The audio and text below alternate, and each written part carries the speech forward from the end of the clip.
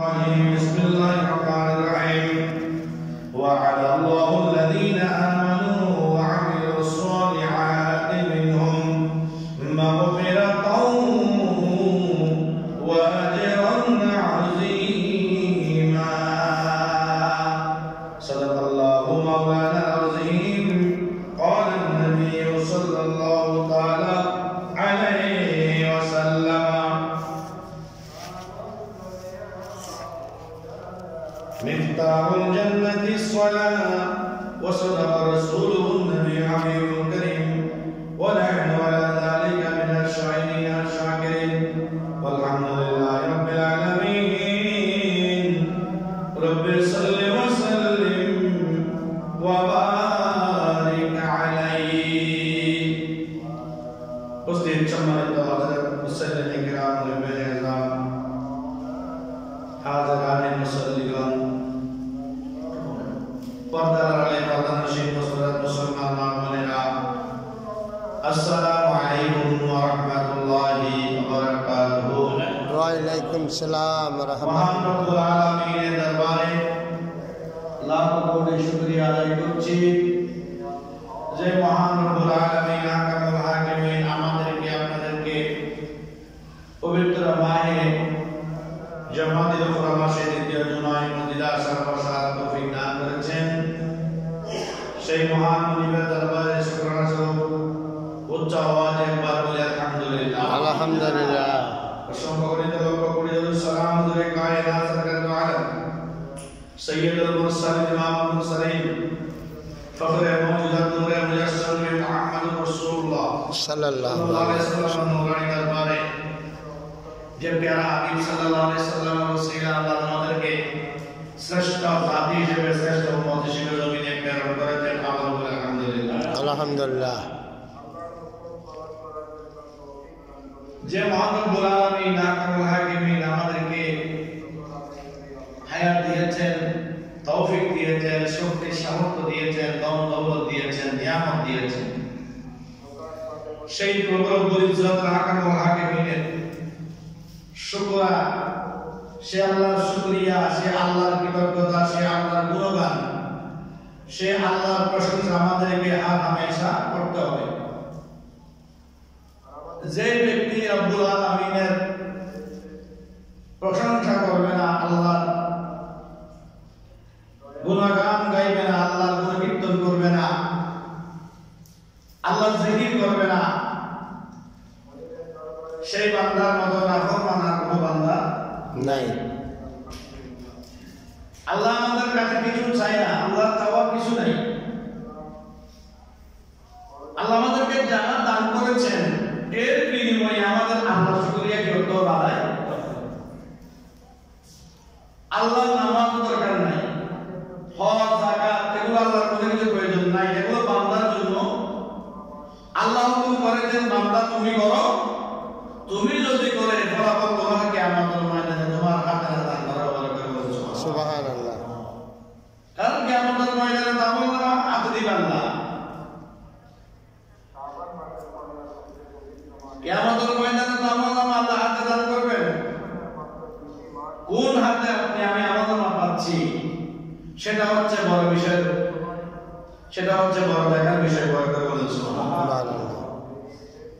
এজন্য আল্লাহ বলেছেন সূরা রহমানের মধ্যে, আল্লাহ কোরআনের মধ্যে বলছেন বিসমিল্লাহির রহমানির রহিম ফাবিআইয়ি আলাই রাব্বিকুমা তুকাযযিবান। তোমরা আল্লাহর কোন কোন নিয়ামতকে স্বীকার করবে? কি নিয়ামত স্বীকার করবে তোমরা?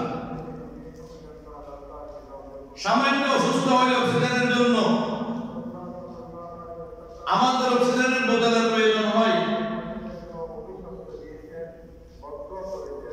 হার্টের সমস্যা হলে অক্সিজেনের প্রয়োজন হয়, কিন্তু আল্লাহ আমাদেরকে বিনা মূল্যে অতি মূল্যবান অক্সিজেন আল্লাহ আমাদেরকে দান করতেছেন। এর বিনিময়ে আমরা আল্লাহর কতটুকু শুকরিয়া আদায় করছি। যখন মেডিকেলে কোনো হাসপাতালে মানুষ যখন অসুস্থ হয়ে যায়, তখন আল্লাহকে বেশি বেশি করে তারা কিভাবে স্মরণ করে। কিন্তু যখন সুস্থতা লাভ করে যখন সে সুস্থ হয়ে যায় বাসায় ফিরে আসে, তখন আল্লাহর কথা যে আল্লাহ যে তাকে সুস্থ করে দিয়েছেন, আল্লাহ যে তাকে সুস্থতার মতো নিয়ামত দিয়েছেন, এটার কথা অনেকে হয়ে যায় বা বলে যায়। এই আল্লাহ বলেছেন সুস্থ বললে নয়,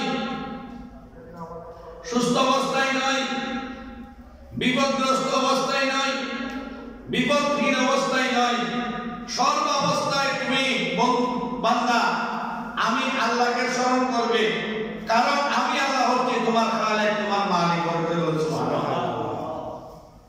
দুনিয়া তো সংকীর্ণ সময়, অল্প সময়ের জন্য আসছে। প্রাণ পাখি যখন রাস্তায় করে যখন দ্রুত করে বের হয়ে যাবে, প্রাণ পাখি যখন রাস্তায় করে শরীর থেকে বের হয়ে যখন উড়ান দিয়ে চলে যাবে, আমার আপনার আর কোনো মূল্য আছে? নাই, নাই। এই জন্য মূল্যটা ধরে রাখার জন্য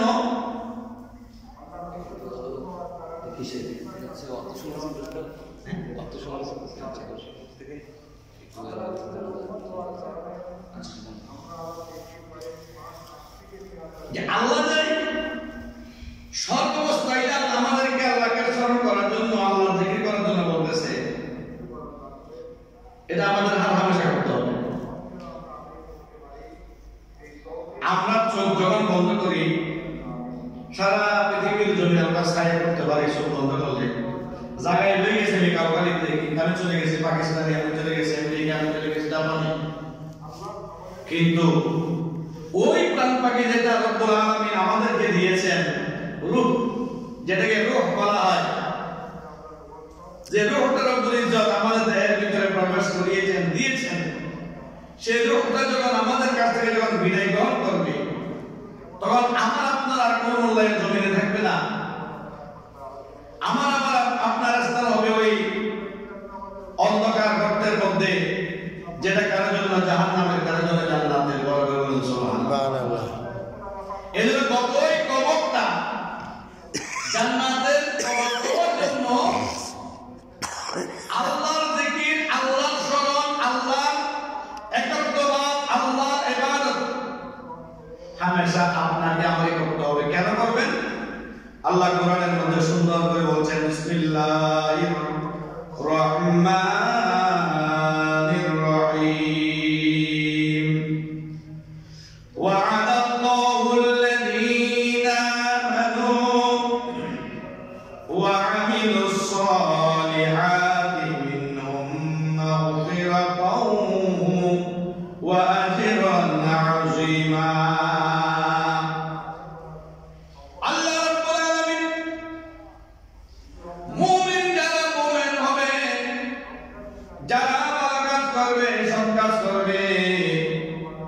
সদা সর্বদা সত্যের উপর অটল থাকবে, তাদের ব্যাপারে মহান রব্বুল আলামিন ওয়াদা করছেন, প্রতিজ্ঞা করছেন।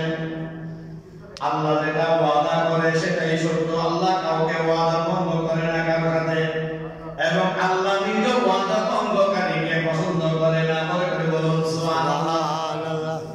আল্লাহ রাব্বুল আলামিন বললেন, যারা ঈমান এনেছো, ভালো কাম করেছো, সৎ কাজ করেছো, পাঁচ ওয়াক্ত নামাজ যথাযথ আদায় করেছো, ফলের হককে তুমি যথাযথভাবে পরিশোধ করেছো, পাওনাকে পরিশোধ করেছো, তোমার দিনে শ্রমিক যারা কাজকর্ম করে তাদের পারিশ্রমিক যথাযথ যারা আদায় করেছো, আমি রব্বুল আলামিনের নিকট তাদের জন্য অত্যন্ত সবচাইতে প্রিয় জিনিস যেটা আমরা আল্লাহর কাছে সবসময় চাই, সেটা হচ্ছে আল্লাহর পক্ষ থেকে ক্ষমা। আল্লাহ ঘোষণা করতেছেন সুবহান